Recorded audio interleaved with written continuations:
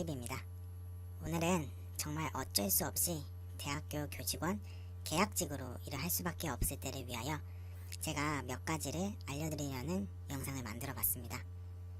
이번 영상은 저의 지극히 주관적인 내용이지만 그래도 저의 경험적 통계를 기반으로 하여 사학연금을 받는 정규직 합격이라는 목표를 달성하는 데에 조금이나마 도움이 되었으면 좋겠습니다.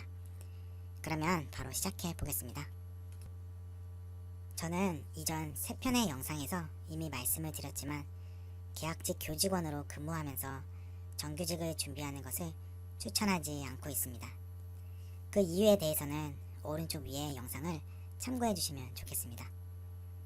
물론 제가 모든 학교를 다 경험한 것은 아니지만 그래도 다른 사람들보다는 훨씬 더 많은 경험을 하였고 이 경험의 데이터를 봤을 때 계약직으로 근무하면서 정규직 채용에 합격할 확률이 너무나도 낮기 때문입니다.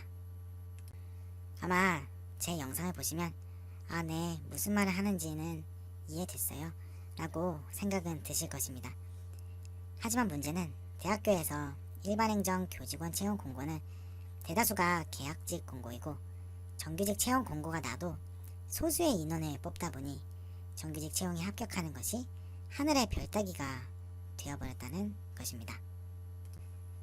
그래서 제가 가장 걱정되는 점이 무조건 계약직은 아니야 라면서 정규직 채용에 합격할 때까지 취준생 생활만 계속하는 것입니다.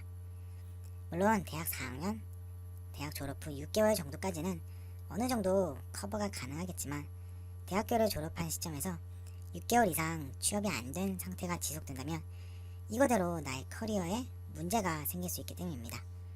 그리고 이건 사실 취업 성공에 있어서 가장 안 좋은 케이스입니다. 근데 다른 곳의 취업은 아예 고려하지 않고 교직원만 생각하시는 분들은 아무래도 계약직 교직원으로 일을 하는 것을 생각하고 계실 텐데 제가 이번 영상에서는 계약직으로 일을 하기 전 알아두면 좋은 것들에 대해서 이야기를 해보겠습니다. 참고로 이전에 비슷한 영상을 올린 적이 있는데 그 영상의 보완편이라고 생각하시면 좋을 것 같습니다. 참고로 현재 대학교 교직원 취업 준비를 위한 자소서 컨설팅 및 대학교 교직원 취업의 모든 것 전자책을 판매 중에 있습니다.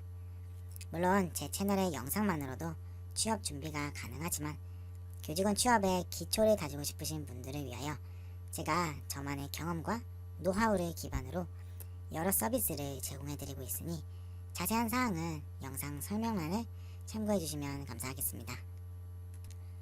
첫 번째로 먼저 계약직을 지원하실 때 추후 정규직 교직원 합격을 생각하고 계신다면 아무 계약직이나 다 지원하지 마시고 가급적 대학 본부 부서, 예를 들어서 교무처, 기획처, 입학처, 학생처 등 이런 대학 본부 부서에서 일을 하는 계약직 자리를 가시는 것이 좋습니다. 그리고 행정조교, 학교 사업단, 산학협력단 계약직 자리는 저는 추천드리지 않습니다. 본부 부서에서 일을 하면서 가장 좋은 점이 있다면 학교에서 가장 중요한 부서이다 보니 실제 학교 현장에서 중요하게 이루어지는 업무들을 직접 간접적으로 파악할 수 있다는 것입니다. 특히 중요 부서의 행정 업무 사이클을 파악하신다면 이제 앞으로 어느 학교를 가든지 쉽게 적응하며 나의 업무를 해나가실 수 있을 것입니다. 정규직 면접에서도 본부 부서에서 일한 경험을 토대로 이야기를 하신다면 할 말도 많고 면접관들의 주목을 받을 수 있습니다.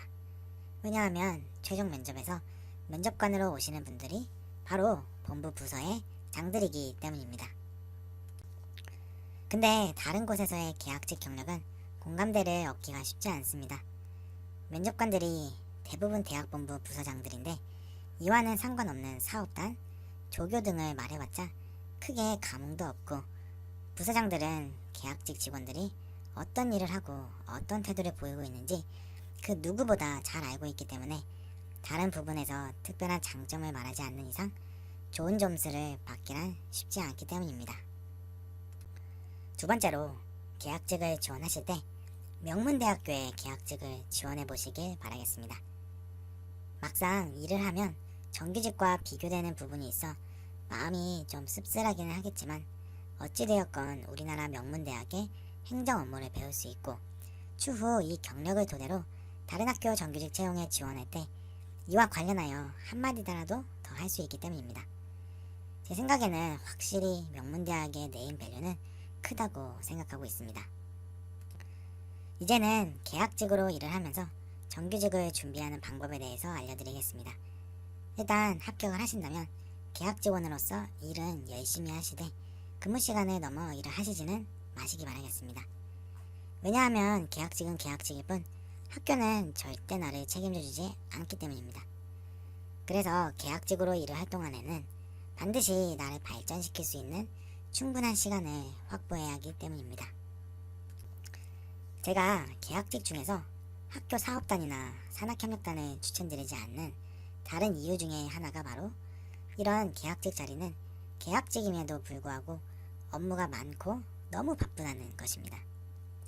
특히 사업단과 산단은 업무의 회계 처리를 하나 이상 꼭 맡게 될 것이고 결산 또는 감사 시즌에는 내가 주 담당자로서 준비를 해야 하기 때문에 정말 심하면 주말 근무, 밤샘 근무까지 할 수 있습니다.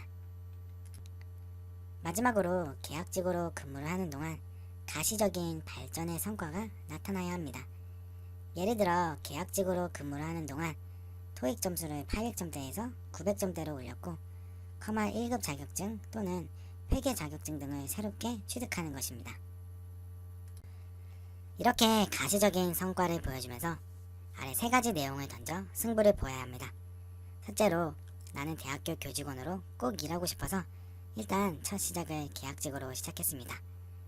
두 번째로 계약직으로 일을 하는 동안에도 철저하게 준비를 하며 스스로를 발전시켜 왔습니다. 마지막으로 주요 부처의 행정업무 경험과 다른 지원자들보다 뒤처지지 않는 스펙, 교직원이 되고 싶은 간절함, 이 3가지를 통해 꼭 합격을 해서 학교 발전을 위해 힘쓰겠습니다.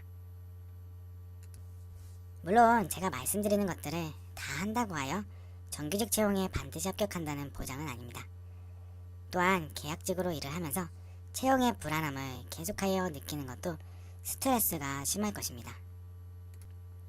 근데 이런 상황에 좌절하지 않고 도리어 더 멀리 나아가기 위한 발판으로 삼아 철저하게 준비를 하시고 포기하지 않으신다면 분명 목표로 하는 결과를 달성할 수 있는 요건을 갖추시게 될 겁니다.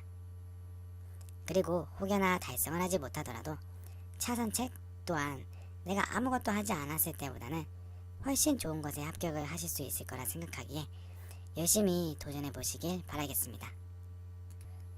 제가 참고해보면 좋은 영상들 6개를 영상 설명란에 링크로 정리해 두었습니다. 이 영상이 끝나면 요 6가지 영상도 함께 봐주셔서 취업 준비를 잘 하시면 좋을 것 같습니다. 이번 영상이 도움이 되셨으면 구독과 좋아요 꼭 눌러주세요. 그리고 제 채널에 올라와 있는 취업 준비 영상들과 매주 업데이트되는 대학교 교직원 위클리 채용 정보도 놓치지 않으시기를 바라겠습니다. 감사합니다.